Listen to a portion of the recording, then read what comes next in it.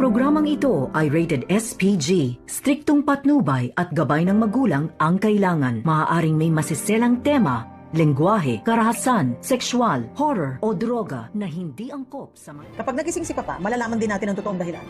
But meanwhile, huwag ka muna magpakasaya. Hindi nga inaasahan ni Moira ang marinig mula dito sa abogado ni Don Pepe na nagtanong nga itong si Moira na kung ano daw ang mamanahi ng kanyang anak na si Zoe. At dito nga na binanggit ng abogado na wala na daw hindi na kabilang itong si Zoe sa mamanahin na kayamanan dito ni Don Pepe dahil bago nga ito nangyari itong aksidente ni Don Pepe ay agad daw siyang tinawagan nito at sinabi na tanggalin daw itong si Zoe sa listahan na magmamana ng mga ari-arian. At dito nga rin na ipinagtataka ng abogado na kung bakit napatawag nga at kung bakit binago ni Don Pepe ang last will of testament. Agad naman na nagulat itong si RJ at Giselle at tinanong ni RJ itong lawyer na kung may alam ba daw siya na dahilan na kung bakit tinanggal niya itong si Zoe sa listahan na magmamana ng mga ari-arian dito ng kanyang ama. At dito nga na ipinaliwanag ni attorney sa kanila na wala daw nabanggit itong si Don Pepe na dahilan. At isa lamang ang naisip dito ni Giselle at ni RJ na baka may alam itong si Kinito sa mga ipinapagawa ni Don Pepe sa kanya dahil yun nga ang pinagkakatiwalaan ni Don Pepe na palagi niyang kasama itong si Kinito.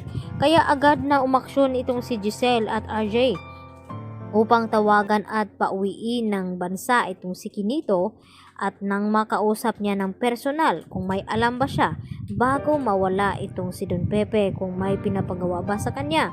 At ito na nga na ipapatunayan dito ni Kinito sa kanila bit-bit itong generic laboratory na ipapakita niya dito kina Giselle at RJ na siya nga ang gumawa nito dahil sa utos ni Don Pepe na dapat ay personal nilang ipapagawa bago siya madukot. At napag-alaman nga dito na ito ngang si Zoe at Annalyn ay hindi tunay na magkapatid at hindi anak ni RJ itong si Zoe. Kaya yun ang dahilan na kung bakit agad na ipinabago ni Don Pepe itong last will of testament.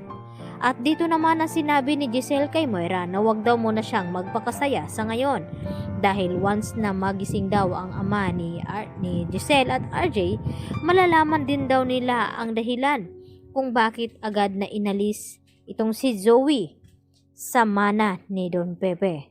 At bago nga magising ay naunahan na nga sila dito ni Kinito dahil siya nga mismo ang gumawa ng laboratory dito kina Annalyn at ni Zoe. Kaya hindi magtagal ay mabibisto na nga ang mga pangloloko na ginagawa ni Moira sa kanila at ni Zoe. At agad nga na tumawag itong si Moira sa kanyang anak agad na sinabi na ayusin na daw ang mga gamit at magbakasyon muna sila at magpakalayo-layo. Baka magising daw bigla itong si Don Pepe at masabi ang katotohanan na may kinalaman nga itong si Zoe sa nangyaring aksidente.